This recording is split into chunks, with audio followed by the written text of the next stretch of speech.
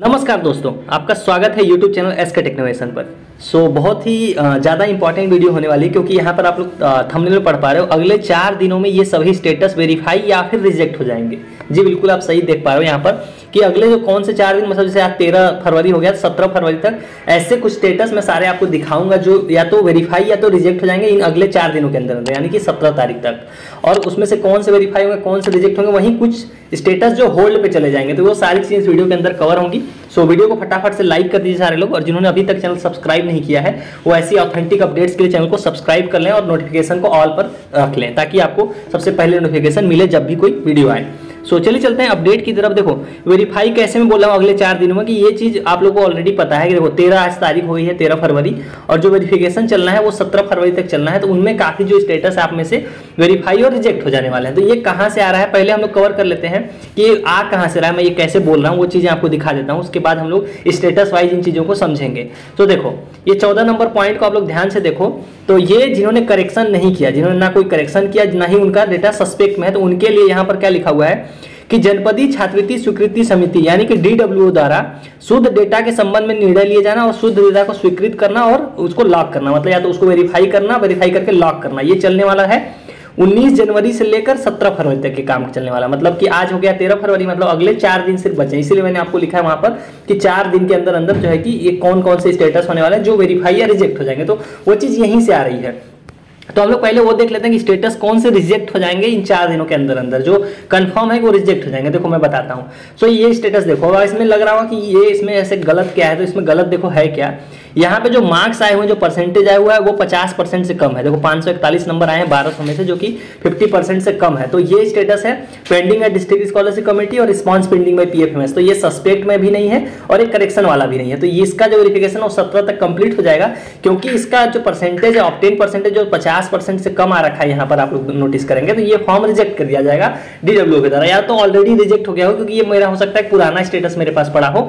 तो इसका मैं आपको एक प्रूफ भी दिखा देता हूँ। ये देखिए यहाँ पर इनका स्टेटस देखिए ध्यान से, इनके 580 नंबर थे 1200 में से, मतलब कि 50% से कम था इनका मार्क्स। तो इसलिए इनका देखो फॉर्म रिजेक्ट कर दिया गया, और यहाँ पर लिखा भी एक रीजन है बिलो 50% मार्क्स, इस वजह से आपका स्टेटस रिजेक्ट किया जाता है। तो ये रिजेक्ट होने के बाद आपकी छात्रवृत्ति नहीं आएगी जिनका भी रिजेक्ट हो जा रहा है। ये चीजें अभी इसी 17 तक ये चीजें क्लियर हो जाएंगी जिनका भी पेंडिंग है DWO है। तो 50% वालों के लिए तो बस खतरा है, जो 50% के ऊपर है वो सेफ है। अगला स्टेटस ले लेते हैं। देखो ये और कौन सा रिजेक्ट हो सकता है वो भी देख लो। जिन्होंने नॉन काउंसलिंग से एडमिशन लिया, मतलब जिन्होंने डायरेक्ट एडमिशन इस वर्ष लिया, जो फ्रेश वाले हैं, नॉन काउंसलिंग इंजीनियरिंग के डॉक्टर और क्या बोलते हैं B फार्मा D फार्मा और जो मतलब डिप्लोमा वाले कोर्सेज हो गए, ये सारे जितने भी हैं उनमें जो जनरल के छात्र हैं, जनरली इसमें मतलब जो न्यूज़ थी, जो आर्टिकल था, उससे तो मैंने यही दिखा कि जनरल के जो छात्र हैं। लेकिन जो एक मैंने जो रिजेक्ट दिखा, जो अभी आप स्टेटस देख रहे हो, ये SC के छात्र का है। देखिए यहाँ पर है।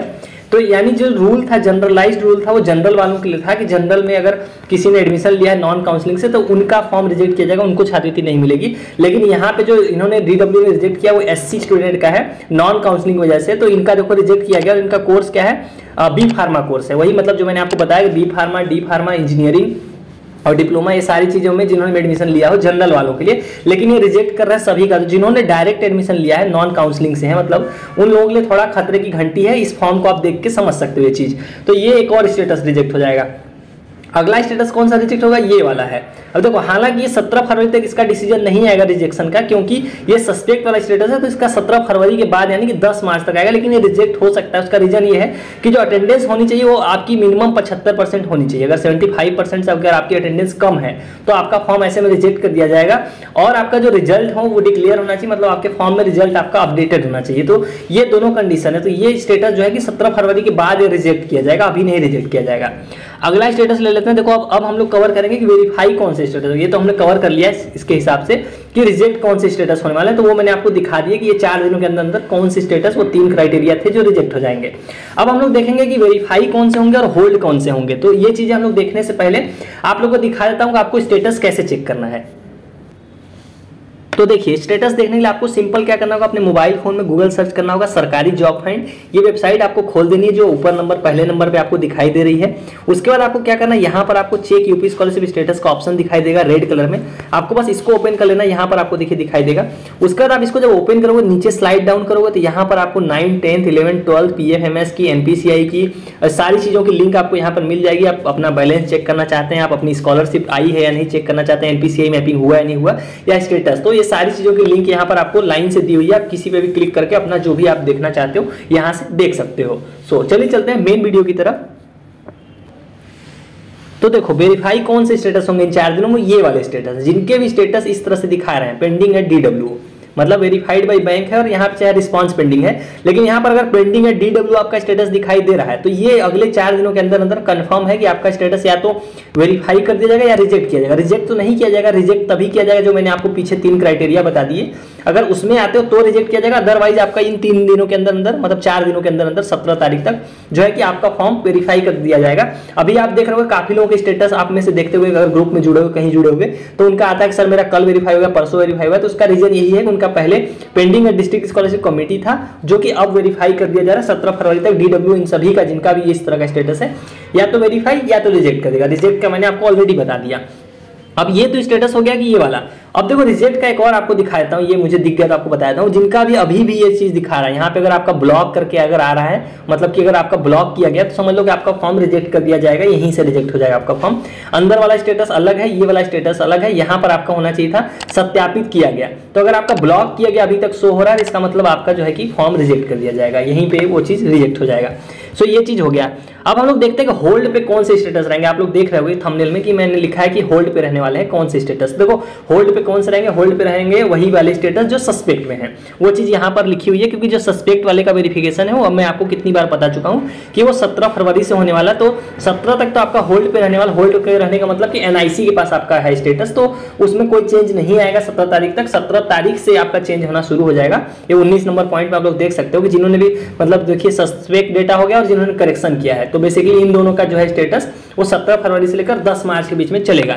तो होल्ड पे रहने वाले स्टेटस दिखाता हूँ आपको लाइन से थोड़े थोड़े, जिनका इस तरह से दिखा रहा होगा applied for ITI course more than ये, तो इसका सॉल्यूशन भी मैं बताते चलता हूँ साथ में, और ये वेरीफाई कब होगा वही बता देता हूँ। तो ये देखो ये होल्ड पे रहने वाला 17 तक NIC के पास है। इसका सॉल्यूशन यही था कि आपको जो क्या बोलते हैं एक गैप सर्टिफिकेट या एफिडेविट बोलते हैं वो लगवाना होता है फॉर्म में, अगर आपके एजुकेशन में गैप होता है तो वो इसका सॉल्यूशन था।